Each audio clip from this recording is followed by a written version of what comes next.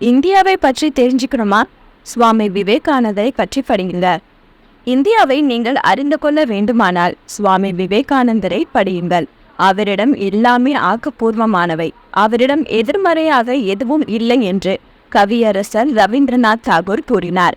சுவாமி விவேகானந்தரிடம் குறுகிய மனப்பான்மை, எதிர்மறை கருத்துக்கள் ஆகியவை ஒருபோதும் இருந்ததில்லை. அவர் மற்றவர்களும் குறுகிய மனப்பான்மையை கைவிட்டு நடைமுறையில் நன்மை தரக்கூடிய செயல்களில் ஈடுபட வேண்டும், பரந்த மனப்பான்மையுடன் வாழ வேண்டும் என்று வலியுறுத்தினார். ஒரு சமயம் கர்நாடக மாநிலத்தில் பெல்காம் என்ற இடத்தில் சுவாமி விவேகானந்தர் தங்கியிருந்தார். அப்போது அவருக்கு 29 வயது. அங்கு அவரை அறிஞர்கள், உயர் அதிகாரிகள், தெய்வ பக்தி உள்ளவர்கள், தெய்வ பக்தி இல்லாதவர்கள், பண்டிதர்கள், பாமரர்கள் என்று சமுதாயத்தில் அனைத்து நிலைகளிலும் உள்ள பலர் சந்தித்து உரையாடினார்கள். விவேகானந்தரை சந்தித்து பேசுவதற்காக வந்தவர்களுக்கிடையில் அவ்வப்போது கலந்துரையாடல்கள் நடைபெற்றன. அந்த உரையாடலின் போது சிலர் நியாயமில்லாத ஏதேனும் ஒரு கருத்தை உறுதியாக பிடித்து கொண்டு, நான் பிடித்த முயலுக்கு 3 கால்கள் என்று முரட்டுத்தனமாக பேசினார்கள். சிலர் தங்கள் கருத்து தவறு என்று தெரிந்த பிறகும் அதுதான் சரி என்று விவாதித்தார்கள். ஒரு முடிவுக்கும் வராமல் ஒரு நாள் மனம் போன போக்கில் பண்டிதர்கள் சிலர் தங்களுக்குள் காரசாரமாக விவாதம் செய்து கொண்டிருந்தார்கள். அவர்களுக்கு படிப்பினை தரும் வகையில் சுவாமி விவேகானந்தர் ஒரு கதையை கூறினார். ஒரு அரசன் தன் நாட்டை ஆட்சி செய்து வந்தான். திடீரென்று ஒரு நாள் அவனுடைய நாட்டை பக்கத்து நாட்டு அரசன் படையெடுத்து வந்து முற்றுகையிட்டார்.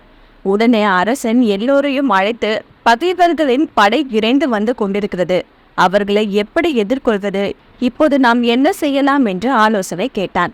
அங்கிருந்த பொறியியல் வல்லுநர்கள், நம் தலைநகரை சுற்றிலும் பெரிய ஒரு மண் சுவர் எழுப்பி அதை சுற்றி ஒரு அகழி அமைக்க வேண்டும் என்றார்கள். தச்சர்களோ, மண் சுவர் பயனற்றது, மழை வந்தால் கரைந்துவிடும், எனவே மரத்தினால் சுவர் அமைக்க வேண்டும் என்று கூறினார்கள்.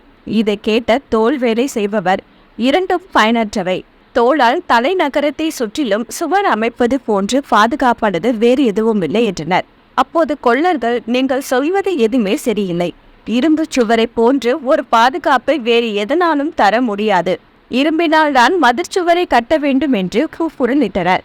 அப்போது அங்கே வந்த சட்ட நிபுணர்கள், நாம் பகை அரசனிடம், நீங்கள் இப்படி வலுவில் வந்து எங்கள் நாட்டின் மீது படையெடுப்பது முறையல்ல, இது சட்டத்திற்கு புறமானது, எதையும் சட்டப்பூர்வமாக அணுகுவதுதான் சிறப்பு, எனவே நீதிமன்றத்தில் வழக்கு தொடுத்து நீதிமன்றம் வழங்கும் தீர்ப்பின்படி நீங்கள் நடப்பதுதான் நியாயமாகும் என்று அவர்களுக்கு அறிவுரை சொல்ல வேண்டும் என்று வாதிட்டார்கள். கடைசியாக அரசாங்க பூசாரிகள் வந்தார்கள். அவர்கள் அதுவரையில் ஆலோசனை கூறிய எல்லோரையும் பார்த்து ஏளனமாக சிரித்தார்கள். அவர்கள், நீங்கள் எல்லோரும் பைத்தியக்காரர்கள் போல் பேசுகிறீர்கள், முதலில் யாகங்கள் செய்து தேவர்களை மகிழ்விக்க வேண்டும், அப்படி செய்தால் நம்மை யாராலும் வெல்ல முடியாது என்றார்கள். இப்படியெல்லாம் அவர்கள் நாட்டை காப்பாற்றுவதற்கு பதில் வீண் வாக்குவாதம் செய்வதிலும் தங்களுக்குள் சண்டையிடுவதிலும் காலத்தை வீணாக்கி கொண்டிருந்தார்கள்.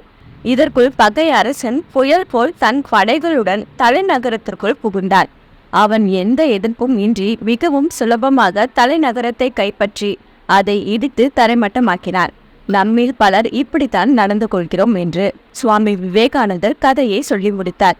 உண்மை எது என்று நாம் சரியாக தெரிந்து கொள்ளும் பொருட்டு மற்றவர்களுடன் கலந்துரையாடலில் ஈடுபடுவது நல்லது. ஆனால் தெரிந்து வேண்டுமென்றே வீண் வாக்குவாதங்களிலும் வீம்பு பேச்சுக்களிலும் ஈடுபடுவது வரவேற்கத்தக்கதல்ல. ஒரு பிரச்சனை என்று வரும்போது அதனை தீர்ப்பதற்கு ஆக்கப்பூர்வமான ஒரு வழியை கண்டறிந்து செயல்படுத்தி பிரச்சனையை தீர்ப்பதுதான், வெற்றி பெறுவதுதான் அறிவுடைமையாகும். இதற்கு மாறாக புரிந்து கொள்ளாமல் விவாதம் செய்வது திக்கு தெரியாத காட்டில் நுழைவது போன்றது. கொள்கை வெளி அழிவுக்கு காரணமாக அமையுமே தவிர ஒருபோதும் ஆக்கப்பூர்வமான எந்த நன்மையும் தராது என்றார். என்ன வியூவர்ஸ், இது போல பல இன்ட்ரெஸ்டிங்கான நியூஸை தெரிஞ்சுக்கணுமா? அலோ சிட்டி டிவியை லைக் பண்ணுங்க, ஷேர் பண்ணுங்க, மறக்காம சப்ஸ்கிரைப் பண்ணுங்க.